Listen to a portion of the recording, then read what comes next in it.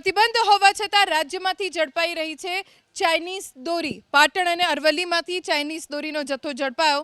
સિદ્ધપુરમાં પ્રતિબંધિત ચાઇનીઝ દોરી ઝડપાઈ। બાતમીના આધારે પોલીસે દેથલી સર્કલ પાસે ઇકો કારમાં જતા 3 લોકોને રોક્યા।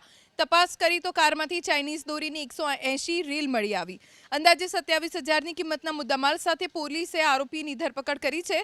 આ તરફ અરવલ્લીના ધનસુરામાં પણ ચાઇનીઝ દોરીનો જથ્થો ઝડપાયો। દોલપુર રોડ પર 3 બોક્સમાં 260 રીલ લઈ 3 શખ્સો જઈ રહ્યા હતા। પોલીસે કારને અટકાવી ચાઇનીઝ દોરીના જથ્થા સાથે 3 આરોપીઓની ધરપકડ કરી છે।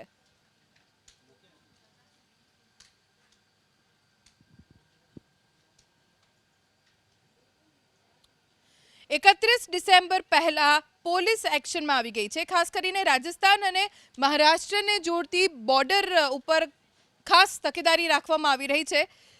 બનાસકાંઠા જિલ્લાની તમામ ચેકપોસ્ટ પોલીસ છાવણીમાં ફેરવાઈ। રાજસ્થાનથી ગુજરાતમાં પ્રવેશતા તમામ વાહનોનું પોલીસ ચેકિંગ કરી રહી છે। આ તરફ વલસાડ જિલ્લામાં પણ પોલીસ પેટ્રોલિંગ સઘન કરી દેવાયું છે।